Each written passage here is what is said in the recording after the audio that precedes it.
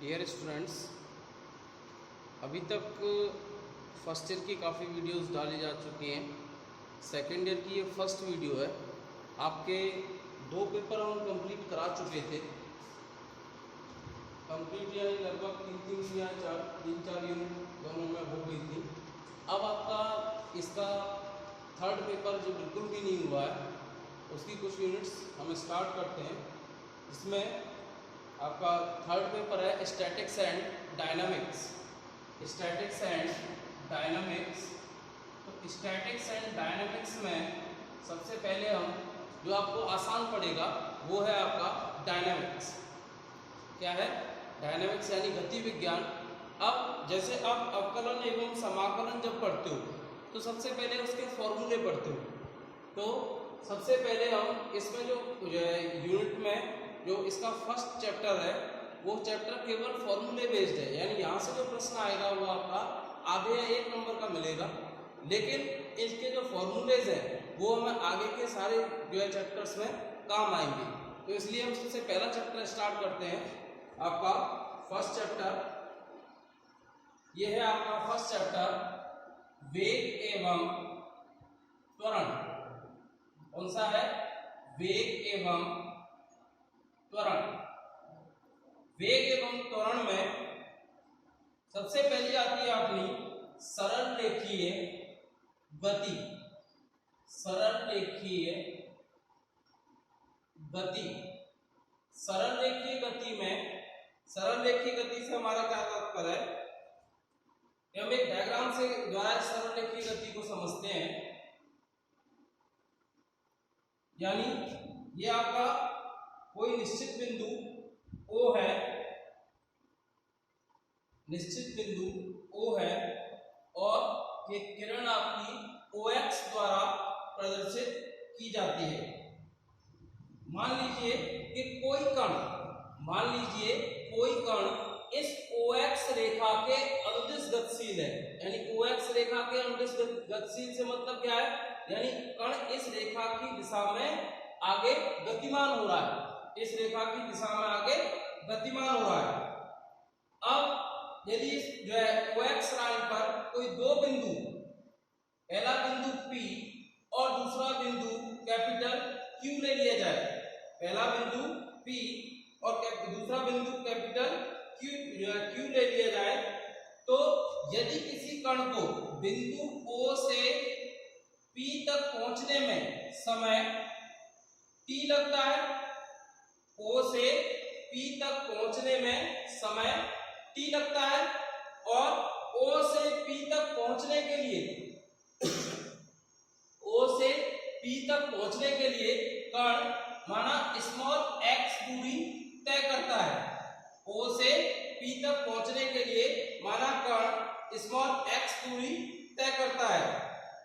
अब बिंदु P से Q तक पहुंचने के लिए माना कोई कण स्मॉल डेल t, यानी डेल t क्या है? बहुत ही कम समय है, अल्प समय है, और P से Q तक की डिस्टेंस आपको इतनी दिखाई दे रही है, लेकिन ये बहुत अत्यल्प है। लेकिन वो आपको बोर्ड पर दिखाने के लिए इतनी बड़ी बनानी होगी।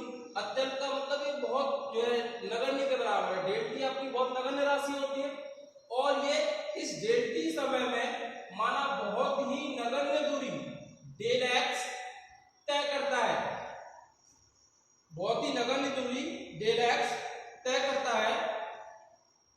यानी यदि OP की दूरी, OP की दूरी कितनी है? स्मॉल x, और तो OQ की दूरी कितनी हो जाएगी? ये तो x हो गया, और ये आपकी डेल x दूरी है, तो OQ की दूरी कितनी हो जाएगी? x plus del x। अब इस प्रकार हम कह सकते हैं कि यानी OP जो डिस्टेंस थी वो x थी, OQ डिस्टेंस थी x, OQ डिस्टेंस है वो x प्लस डेल x है। यानी इस डेल t समय में इस कण का बिंदु P से Q तक विस्थापन, यानी डेल t समय में, डेल t समय में कण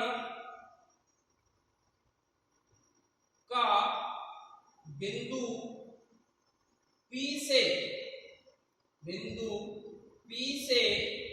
Q तक, बिंदु P से Q तक विस्थापन, बिंदु P से Q तक विस्थापन डेल x है, यानी डेल t समय में कण का बिंदु P से Q तक विस्थापन डेल x है। तो इस अंतराल में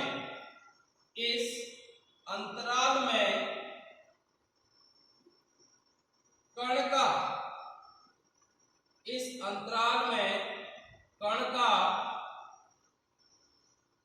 औसत वेग,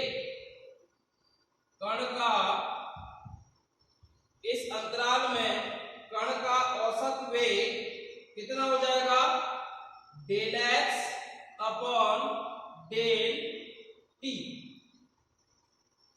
अब यदि, चूंकि डेल t क्या है, बहुत ही नगण्य राशि है, इसलिए यदि डेल t शून्य की ओर अग्रसर हो, क्योंकि डेल t क्या है, बहुत ही नगण्य राशि है, तो डेल t शून्य की ओर अग्रसर हो,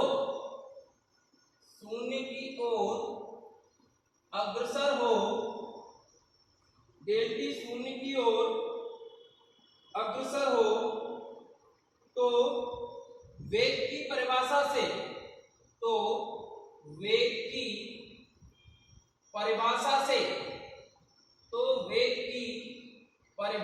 से,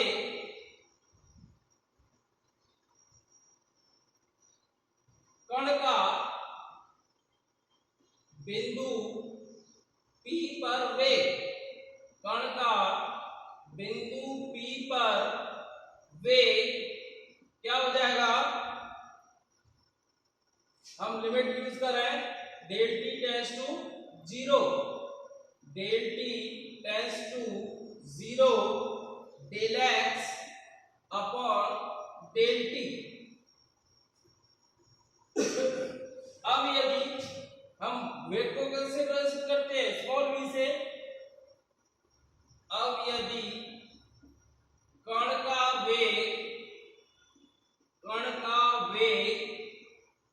स्मॉल v लिया जाए, तो इसका कण का वेग v इज इक्वल टू क्या हो जाएगा, limit del t tends to 0 del x by del t। और हम जानते हैं, आपने यूज किया होगा, ये आपकी लिमिट यूज की होगी, तो क्या था इसका, यदि डेल t टेंड्स टू 0 हो, डेल x और डेल t हो, तो इसमें किसमें परिवर्तित करते हैं, dx dt के रूप में। तो ये आपका डायनामिक्स के लिए पहला फॉर्मूला निकल के आता है, वेग का v is equal to dx dt। आप इसका स्क्रीनशॉट ले सकते हैं ताकि आप इसके नोट्स बना सकें। और सभी बच्चों से रिक्वेस्ट है, चैनल को सब्सक्राइब करना है ताकि सारे वीडियोस के नोटिफिकेशन आपको सबसे पहले मिलते रहे, और बेल आइकन को जरूर दबा लें, जिसमें ऑल वाला जो ऑप्शन है वो दबा लें ताकि सारी वीडियोस के ऑप्शन आपको मिलते रहेंगे। स्क्रीनशॉट ले लिया जाए इसका।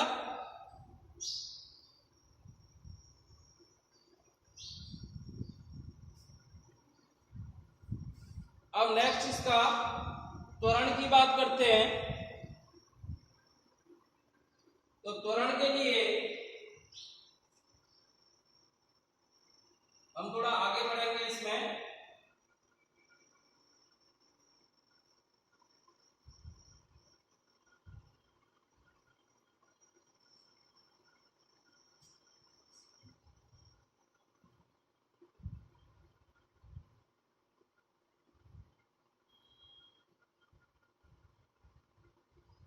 और आपकी एग्जाम्स के बारे में बच्चों कहना चाह रहा था कुछ, जो है हो सकता है आपको इस बार जो है प्रमोट कर दिया जाए, लेकिन इस गलतफहमी में ना रहे कि एग्जाम्स नहीं होंगे।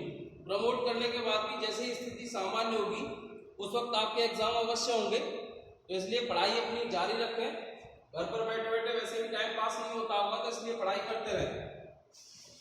अब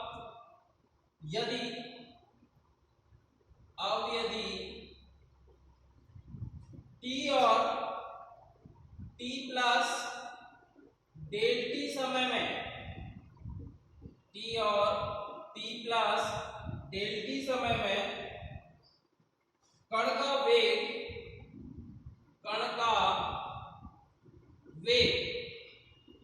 क्या हो, v तथा v प्लस डेल v, यानी डेल जहां आ जाए वो सब क्या है आपका अत्यल्प राशि है, यानी वेग में क्या हो रहा है, अत्यल्प परिवर्तन हो रहा है। और आप जानते हो कण कब निकालते हैं अपन, जब वेग में परिवर्तन हो, क्योंकि वेग में परिवर्तन की दर क्या कहलाती है, त्वरण कहलाती है। तो यदि कण टी और टी प्लस डेल टी समय में कण का वेग v तथा v प्लस डेल v हो, तो यहां से आपको दिखाई दे रहा है डेल टी समय में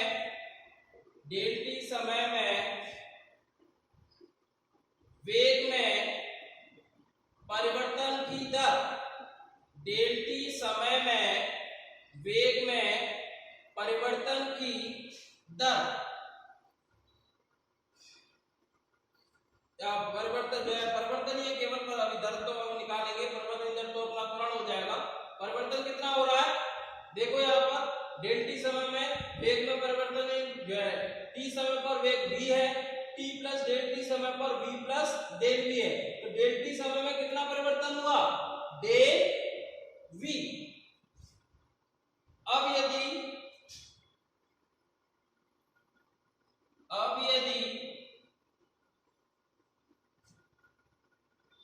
टी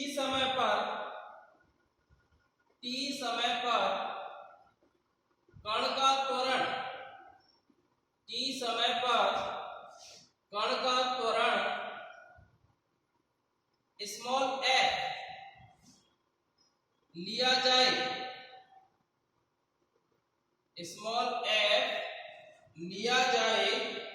तो वेग की परिभाषा से, यदि टी समय पर कण का त्वरण f लिया जाए तो वेग की परिभाषा से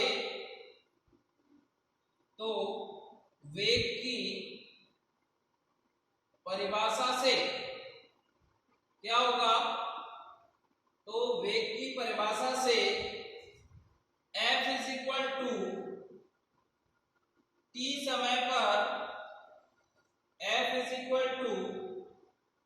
समय पर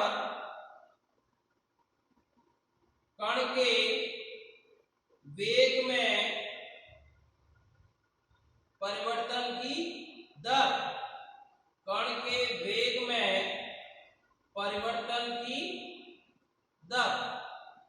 क्योंकि वेग में परिवर्तन की दर क्या कहलाती है, त्वरण, और हमने f क्या माना है, त्वरण माना है, तो f क्या हो जाएगा, t समय पर कण के वेग में परिवर्तन की दर। अब वही वापस से, यदि डेल टी शून्य की ओर अग्रसर हो, डेल टी शून्य की ओर अग्रसर हो, यानी जो समय है वो आपका शून्य की ओर अग्रसर हो रहा है, क्योंकि डेल टी क्या है, अत्यल्प समय है। तो यदि ये शून्य की ओर अग्रसर हो तो limit del T tends to zero,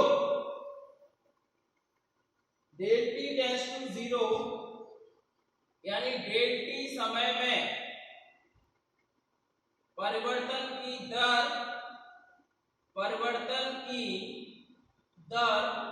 upon del T, यानी डेल टी समय में, अब ऐसा मत करते ना डेल टी से डेल टी को काट दो, यहाँ ये है डेल टी समय में परिवर्तन की दर है, और डेल टी समय में परिवर्तन ओनली, दर नहीं है। डेल टी समय में परिवर्तन कितना हो रहा है, डेल टी समय में परिवर्तन कितना हो रहा है, यहाँ देखो डेल टी समय में परिवर्तन हो रहा है डेल v, क्या हो जाएगा, डेल यानी limit del T tends to zero, del v upon del T, किसके बराबर चल रहा है ये, f के बराबर, यानी f इज इक्वल टू क्या आ जाएगा, त्वरण dv dt। ये आ गया आपका नेक्स्ट सेकंड फॉर्मूला। अब हम इससे हम और भी फॉर्मूले बना सकते हैं, क्योंकि v का वेग का हमने पहले जो फॉर्मूला निकाला था उसकी सहायता से हम f के अन्य फॉर्मूले भी निकाल सकते हैं। यानी f is equal to d dt of v, d dt of v। और ये हमने क्या माना था, ये अभी जो निकाला था वेग का फॉर्मूला क्या आया था, dx dt। v is equal to, से पहले वाले टॉपिक में वेग का फॉर्मूला क्या निकल के आया था, dx dt। यहां से हम कह सकते हैं f is equal to d2x dt2, यानी ये त्वरण का दूसरा फॉर्मूला आ गया, f is equal to d2x dt2। अब एक फॉर्मूला और बनाया जा सकता है इसका, कैसे, देखिए इधर, यदि f इज इक्वल टू हम वापस से इसी को उठा लेते हैं, limit del t tends to 0 del v del t, limit del t tends to 0 del v del t। अब हम डेल x से ऊपर नीचे गुणा कर दें, limit del t tends to 0 del v del x del t। अब देखो यहां पर दोनों में अलग अलग लिमिट लगा दो, ये क्या हो जाएगा, f is equal to limit del t tends to 0 del v del x into limit del t tends to 0 del x del t। अब यहां पर देखो, जब डेल t टेंड्स टू 0 है, यानी जो आपका समय है वो अत्यल्प है और कहां अग्रसर हो रहा है, 0 की ओर अग्रसर हो रहा है। जब आपका समय अत्यल्प है और 0 की ओर अग्रसर हो रहा है, तो क्या विस्थापन भी 0 की ओर अग्रसर होगा, बिल्कुल होगा, क्योंकि जब समय ही बिल्कुल 0 होता जा रहा है तो आपका विस्थापन होगा ही कहां से भाई, विस्थापन के लिए समय तो चाहिए, लेकिन जब समय ही आपका 0 होता जा रहा है तो विस्थापन भी आपका क्या होगा, 0 ही होगा। इसका मतलब जब डेल t टेंड्स टू 0 तो del x tends to 0, del t tends to 0 तो डेल x टेंड्स टू 0। यानी ये कंडीशन से हम क्या लिख सकते हैं, डेल v डेल x को dv dx, क्या लिख सकते हैं, dv dx। और del t tends to 0,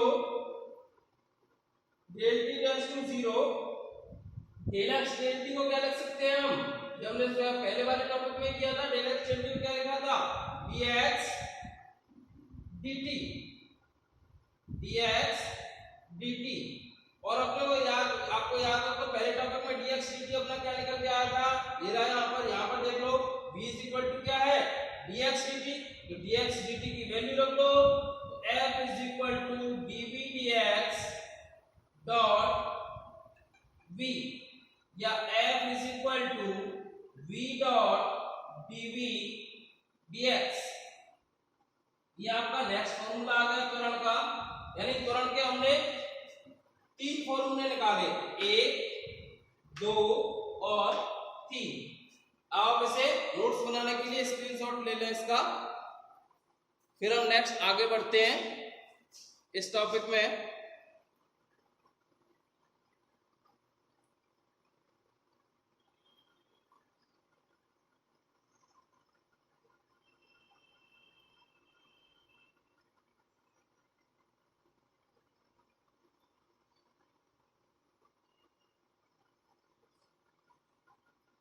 next है इसके, सबसे पहले नेक्स्ट इसके कुछ इंपोर्टेंट पॉइंट्स हैं जो हम नोट्स में, आपका नोट में लिख लेते हैं, और नोट में ध्यान रखना है वो पॉइंट्स, यानी वो क्या है, उनकी नोटेशंस हैं जो हम आगे बार बार ये चीजें नहीं लिखेंगे, इनके लिखने की जगह इनके शॉर्ट फॉर्म लिखेंगे, तो वो शॉर्ट फॉर्म नोट के रूप में अलग से बता रहे हैं। देखो जरा, सबसे पहले ये तो सिंपल सा है, पैरा नोट त्वरण एक सदिश राशि होती है, सब लोग जानते हो, क्योंकि वेग और इसमें आपके दिशा और परिमाण दोनों ही होते हैं। आपके जो सदिश राशि है, सदिश राशि में अंतर आपको बताने की आवश्यकता नहीं है, बीएससी सेकंड ईयर में हो आप लोग, और बीएससी सेकंड ईयर में इतनी आशा की जाती है आपसे कि आपको सदिश और अदिश राशियों के बारे में आप 11वीं क्लास से पढ़ते आ रहे हैं, तो इनका आपको ज्ञान होना चाहिए कि सदिश राशियां कब होती है और अदिश राशियां कब होती है। अब नोट में सबसे पहला पॉइंट है, नोट में सबसे पहला पॉइंट है ऋणात्मक त्वरण। ऋणात्मक त्वरण मंदन कहलाता है।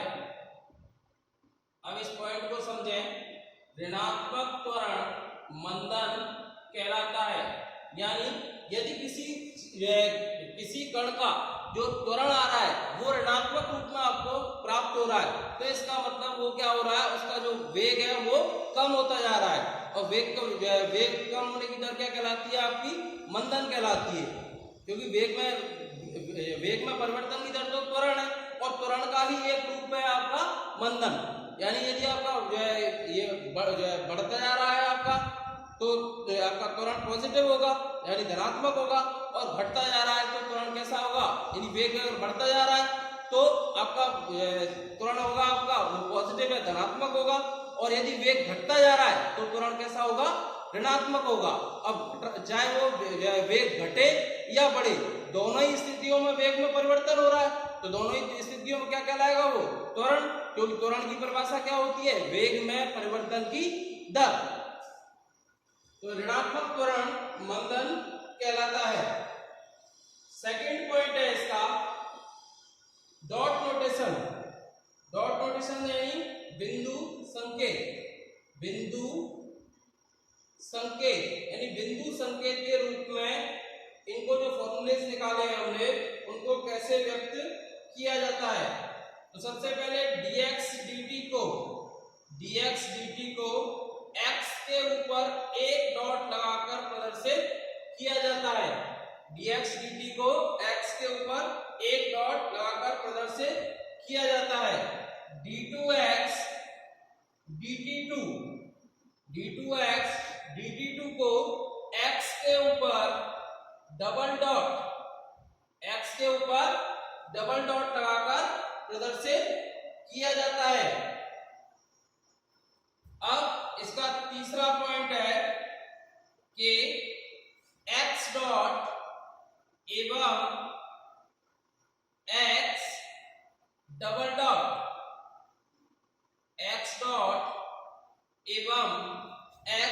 डबल डॉट की दिशाएं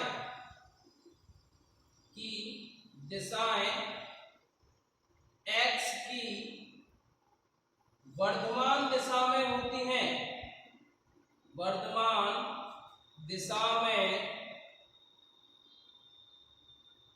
होती हैं। इसका मतलब क्या है, सुनते हैं। देखो x डॉट एवं x डबल डॉट, यानी x डॉट क्या था अपना, x डॉट है अपना dx dt, और dx dt होता क्या है, वेग में आपका dx dt क्या होता है, आपका वेग होता है। अब वेग होता है तो वेग आपका जब बढ़ रहा है d2x dt2, यानी वेग और भी ज्यादा बढ़ रहा है, तो आपके वेग जो है, वेग जब बढ़ रहा है तो बढ़ती हुई चीज किस दिशा में होगी, किसी भी रेखा की वर्तमान दिशा में। इसीलिए x डॉट और x डबल डॉट की दिशाएं कहाँ होती हैं, x की वर्तमान दिशा में होती हैं। इसका स्क्रीनशॉट ले लीजिए, फिर हम इसके एग्जांपल्स करते हैं। इससे पहले की थ्योरी खत्म हो चुकी है आपकी।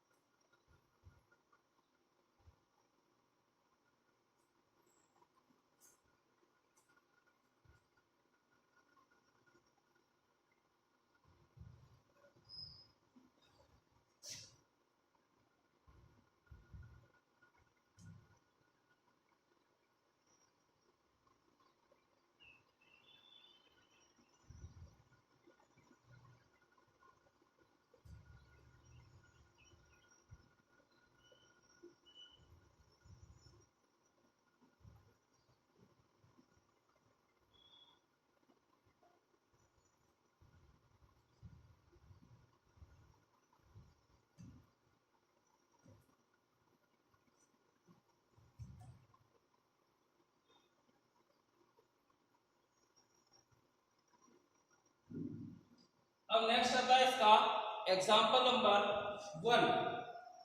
एग्जाम्पल नंबर 1 क्या कहता है इसमें, देखो जरा। एग्जाम्पल नंबर 1 कह रहा है यदि सरल रेखा में गतिमान किसी कण द्वारा t सेकंड में चली दूरी क्या है, x is equal to 2t³ minus 9t² plus 12t plus 6 metre हो। x is equal to 2t³ minus 9t² plus 12t plus 6 metre हो, तो ज्ञात कीजिए कि उसका त्वरण शून्य कब होगा और उस समय उसका वेग कितना होगा या वेग क्या होगा। अब चूंकि x इज इक्वल टू दिया हुआ है 2t³ minus 9t² plus 12t plus 6, तो त्वरण के लिए और वेग के लिए हमें क्या करना होगा, dx dt और d2x dt2 ज्ञात करने होंगे। सबसे पहले dx dt याद करते हैं, तो dx dt के लिए हम क्या करें, क्योंकि v इज इक्वल टू क्या होता है dx dt, यानी हमें जो ये इक्वेशन दी गई है इसका t के सापेक्ष अवकलन करने पर समीकरण 1 का t के सापेक्ष अवकलन करने पर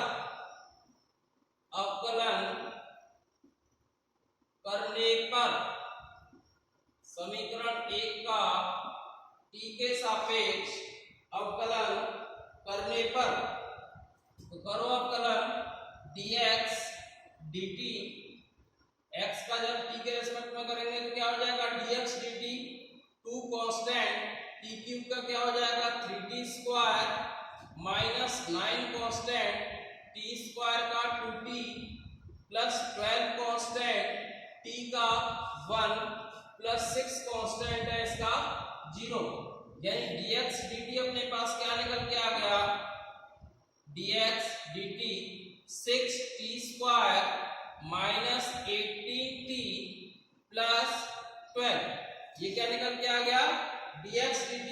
तो हम इसको किसके बराबर कह सकते हैं, v के बराबर कह सकते हैं, यानी v क्या निकल के आ गया अपने पास 6t² माइनस 18t प्लस 12। अब निकालना है हम देखो त्वरण f, ये तो क्या है आपका वेग है। अब निकालना है त्वरण क्या होता है, f माना था हमने अभी इससे पिछले टॉपिक में थ्योरी बताया था आपको, और क्या होता है इसका फॉर्मूला विस्थापन के रूप में d2x dt2 या dv dt दोनों ही हो सकते हैं, या तो इसका v का आप दोबारा कर दो या d2x dt2 कर दो, एक ही बात है। एंड इस इक्वेशन का 2 बार अवकलन या इस इक्वेशन का 1 बार अवकलन, तो इसका वापस t के सापेक्ष अवकलन करें तो क्या हो जाएगा 6 कांस्टेंट t² का 2t माइनस 18 कांस्टेंट t का 1 और 12 कांस्टेंट इसका 0, तो f is equal to d2x dt2 या dv dt, दोनों ही फॉर्मूले हैं, क्या निकल के आया 12t माइनस 18। अब वो क्या पूछ रहा है कि इसका त्वरण शून्य कब होगा, तो त्वरण शून्य कब होगा, तो उसके लिए प्रश्नानुसार जब f इज इक्वल टू 0, यानी त्वरण शून्य करना है, तो त्वरण शून्य करने के लिए f इज इक्वल टू 0 ले लें, तो f इज इक्वल टू 0 लेते क्या होगा, ये इक्वेशन किसके बराबर हो जाएगी 0 के बराबर, यानी 12t minus 18 is equal to 0, 12t minus 18 is equal to 0 या 12t इज इक्वल टू 18 या 12t इज इक्वल टू 18 या t is equal to 18 by 12, 6 से कट जाएगा तो ये 6 से 3 टाइम्स कट जाएगा, ये 2 टाइम्स कट जाएगा, तो t is equal to 3/2 second. यानी t is equal to 3/2 second बाद इसका त्वरण क्या हो जाएगा, शून्य हो जाएगा। यही पूछ रहा है इस एग्जांपल में सबसे पहले कि उसका त्वरण शून्य कब होगा। अब आगे पूछ रहा है उस समय उसका वेग क्या होगा। तो वेग ज्ञात करने के लिए क्या करें, ये t बराबर 3/2 सेकंड पर क्या हो रहा है आपका, इसका त्वरण शून्य हो रहा है। अब इस t बराबर 3/2 समय पर वेग पूछ रहा है, तो t बराबर 3/2 समय पर, क्योंकि यहाँ पर त्वरण शून्य हो रहा है, उस त्वरण शून्य होने पर क्या ज्ञात करना है, वेग ज्ञात करना है। तो त्वरण शून्य होने पर वेग क्या हो जाएगा, v इज इक्वल टू अपनी वेग था क्या 6t square minus 18t plus 12। अब वो कह रहा है कि जब त्वरण शून्य हो तो उस समय वेग क्या होगा, तो त्वरण शून्य कितने टाइम पर आ रहा है, t बराबर 3/2 सेकंड पर।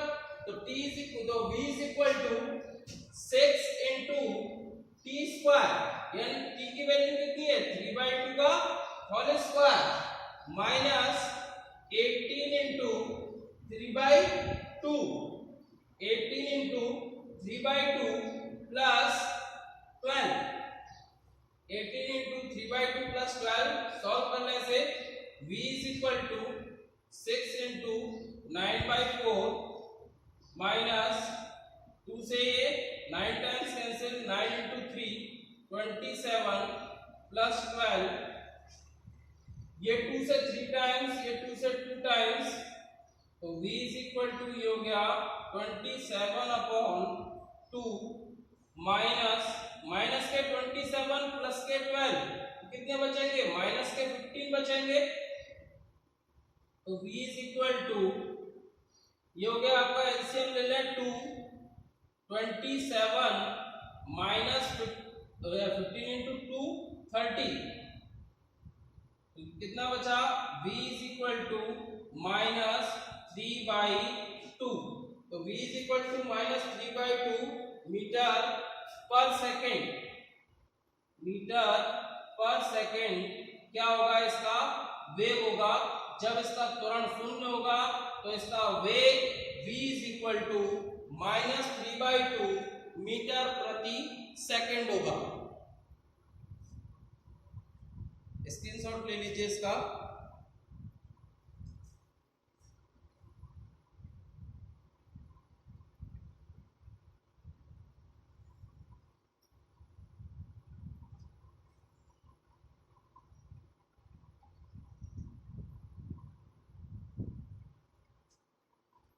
नेक्स्ट एग्जांपल पर चलते हैं।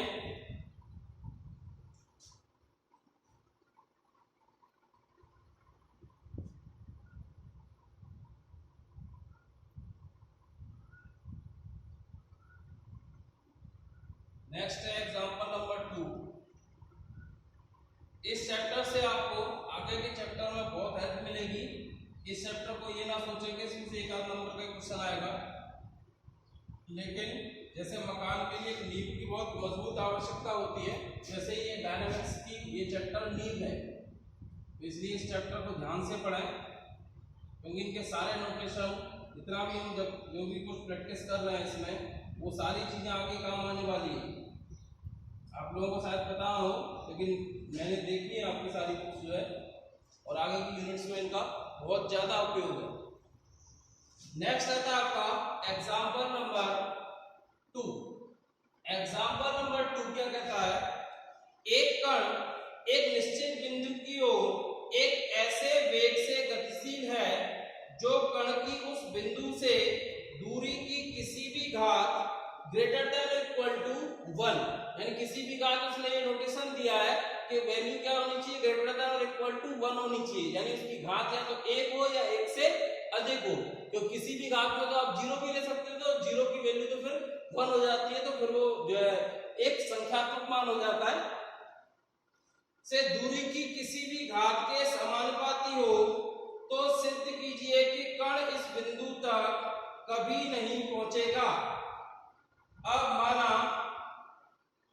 माना किसी निश्चित बिंदु O पर, किसी निश्चित बिंदु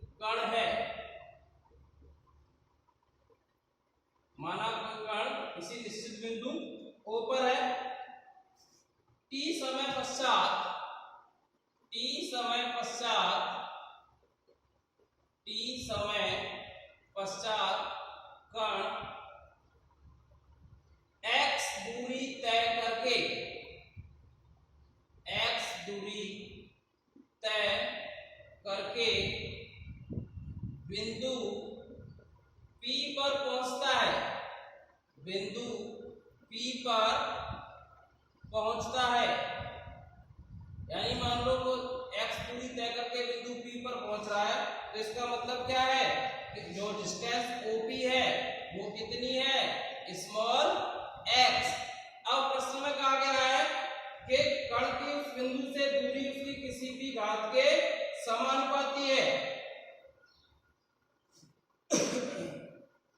अब यहां देखें तो इसका कण का वेग v इज इक्वल टू, क्योंकि v is equal to dx dt होता है, लेकिन उसने क्या कहा है कि जो v है वो किसके समानुपाती है, लेकिन v तो किसके समानुपाती दिया है, उसकी दूरी की किसी भी घात के, दूरी की किसी भी घात के। v is directly proportional to x की पावर n, जहां n is greater than or equal 1, n की वैल्यू क्या होनी चाहिए, ग्रेटर देन और इक्वल 1। अब वो इस प्रश्न में पूछ रहा है आपसे कि सिद्ध कीजिए कि कण इस बिंदु तक कभी भी नहीं पहुंचेगा, यानी इसका वेग परस्पर प्रत्येक कंडीशन में क्या होना चाहिए, कम होना चाहिए, तभी तो उस कण तक उस बिंदु तक नहीं पहुंचेगा। वेग ज्यादा होगा तो उस बिंदु तक कण पहुंच जाएगा। तो वेग कम हो रहा है तो क्या होगा आपका, वेग क्या हो रहा है, कम होने को क्या होता है आपका ऋणात्मक होता है। तो v इज इक्वल टू हम क्या ले लेते हैं, v is equal to minus mu x to the power n, यानी v is equal to minus mu x to the power n, यानी ऋणात्मक क्यों लिया है, क्योंकि वेग कम हो रहा है। जहां पर म्यू क्या है, अचर राशि है, म्यू एक अचर राशि है, म्यू क्या है यहां पर एक अचर राशि है। अब हम जानते हैं v इज इक्वल टू क्या होता है, dx dt होता है क्या, तो v is equal to dx dt है, तो dx dt is equal to क्या हो जाएगा, minus mu x to the power n। v is equal to dx dt है, तो dx dt is equal to क्या हो जाएगा, minus mu x to the power n।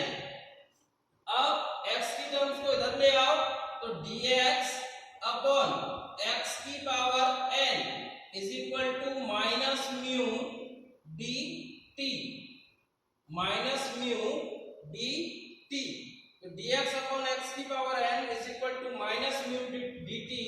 अब क्या करें, दोनों पक्षों का समाकलन करने पर, दोनों पक्षों का समाकलन करने पर, क्योंकि हम सभी t को निकाल पाएंगे, इंटीग्रेशन dt क्या हो जाएगा, t हो जाएगा। समाकलन करने पर, क्योंकि हमें टाइम तो निकालना है, जिससे हम पता कर सकें कि ये कण उस बिंदु पर पहुंचेगा अथवा नहीं पहुंचेगा। तो कर दो दोनों पक्षों का समाकलन, तो क्या हो जाएगा आपका, minus mu integration dt is equal to integration of dx upon x to the power n। अब x to the power n यानी क्या हो जाएगा, माइनस म्यू, ये तो हो गया t, यहां पर x की पावर माइनस n हो जाएगा, तो x की power minus n plus 1 upon minus n plus 1। ये फॉर्मूला बहुत पहले पढ़ के आए हो। तो प्लस c कांस्टेंट कोई भी जोड़ते हैं इसमें। अब इसमें देखते हैं कि तो अपना t की वैल्यू यहां से निकाला, तो t की वैल्यू क्या आ रही है, माइनस के 1 अपॉन म्यू इंटू 1 अपॉन के minus n plus 1 into x की पावर माइनस n प्लस 1। और 1 अपॉन म्यू c के साथ भी जाएगा तो इसे c डैश लिख देते हैं, कोई भी कांस्टेंट c डैश। अब इसमें केस फर्स्ट लेते हैं, केस फर्स्ट में क्या है, जब n की वैल्यू ग्रेटर देन 1 ले, n की वैल्यू ग्रेटर देन 1 ले, जब n इज ग्रेटर देन 1, जब n इज ग्रेटर देन 1 होगा तो O तक पहुंचने का समय, O तक पहुंचने का समय कैसे ज्ञात करेंगे, उसके लिए x की वैल्यू क्या लें, 0 लें, x इज इक्वल टू 0, क्योंकि x इज इक्वल टू 0 लेंगे तभी तो ये डिस्टेंस, जो आपकी जो डिस्टेंस होगी ये इस तरीके से है, ये आपका बिंदु O है, यहाँ पर कोई बिंदु P है, और इसने t समय लिया है और ये x दूरी तय की है, ठीक है। जो है टाइम की वैल्यू जैसे कम होगी तो x की वैल्यू 0 होनी चाहिए, जब तो कण वापस से वो बिंदु पर पहुंचेगा। तो x की वैल्यू 0 रखें, तो रखना जरा ये आपका t is equal to minus 1/μ, इसे हम इस तरीके से लिख सकते हैं 1/-n+1 1/-n+1 इंटू 1/x⁴, इसे हम माइनस जब लेंगे इस टर्म को जैसे नीचे ले जाएं, यहां देख लो जरा x⁻⁻n+1 इसे नीचे ले जाएंगे तो 1/x⁻⁻n+1 या क्या हो जाएगा 1/x⁻1n−1, यही हो जाएगा। अब 1/x⁻n−1 हो गया यहाँ पर, इनटू क्या है आपका प्लस का c डैश है। अब जरा इसमें x की वैल्यू 0 रखना, x की वैल्यू 0 रखोगे तो ये 1/0, तो x बराबर 0 रखने पर क्या आ जाएगा ये -1/μ 1/-n+1 into 1/0 plus c dash, जो कि ये क्या हो गया आपका, अतः समय अनंत होगा और अनंत की तो कोई निश्चितता नहीं है कितना होगा, अनंत की कोई निश्चितता नहीं है कि वो कितना होगा। अब देखो इसमें आगे कि समय क्या हो गया, अनंत हो जाएगा। जब अपन ने कौन सा केस लिया, केस फर्स्ट, जब n is greater than 1, n is greater than 1 पर केस फर्स्ट लिया है। केस सेकंड लें, केस सेकंड में क्या लें, n इज इक्वल टू 1, तो जब n इज इक्वल टू 1 लेंगे तो dx dt अपना कहां ये रहा, n इज इक्वल टू 1 लेंगे तो dx dt is equal to क्या हो जाएगा, माइनस का म्यू x।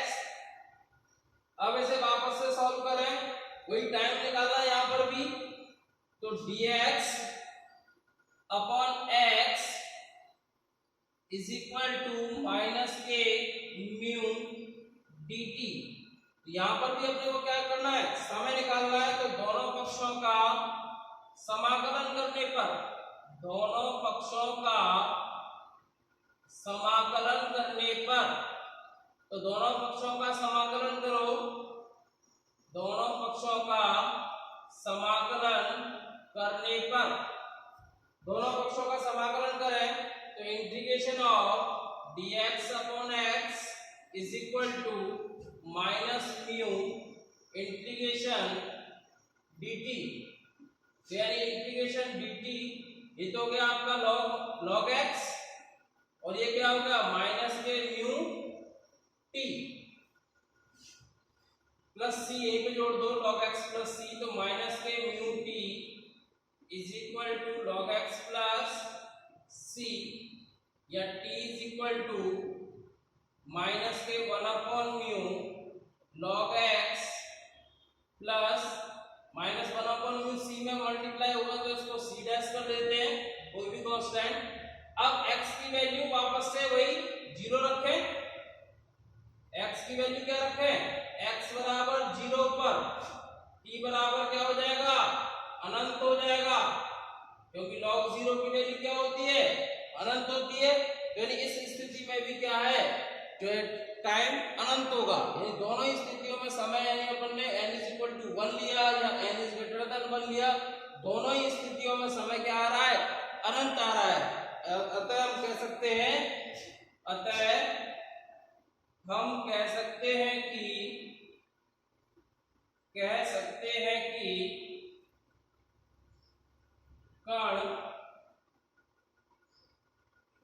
कण बिंदु ओ पर कभी नहीं पहुंचेगा, कभी नहीं पहुंचेगा। ये मैं प्रूफ करना था कि समय यदि अनंत होगा यानी वो बिंदु ओ पर कभी नहीं पहुंचेगा।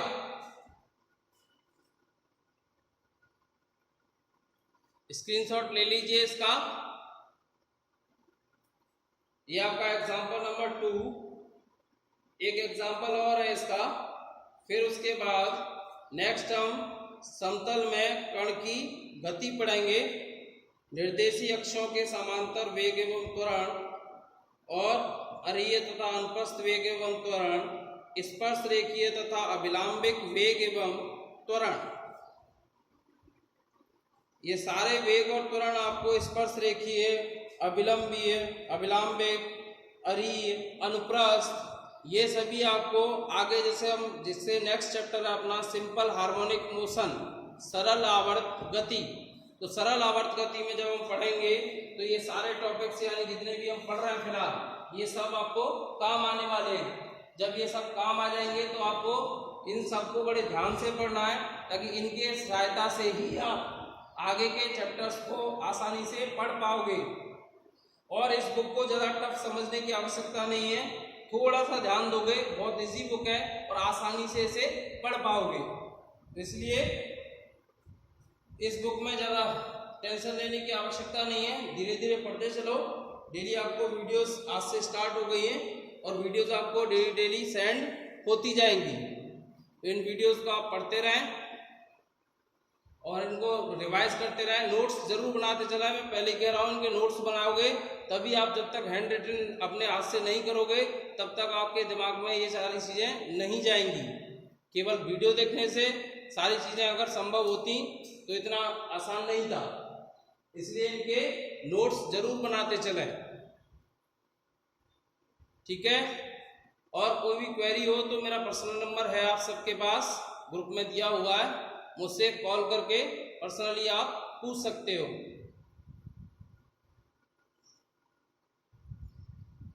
ठीक है बच्चों, थैंक यू। आगे के एग्जाम्पल हम नेक्स्ट वीडियो में पढ़ते हैं। वो वीडियो आपको कल सेंड हो जाएगी, ये वीडियो आपको आज ही सेंड हो जाएगी। यूट्यूब पर मेरे चैनल को लाइक एंड सब्सक्राइब जरूर करें ताकि सारे वीडियोस की नोटिफिकेशन आपको आसानी से मिलते रहें। ओके बच्चों, थैंक यू।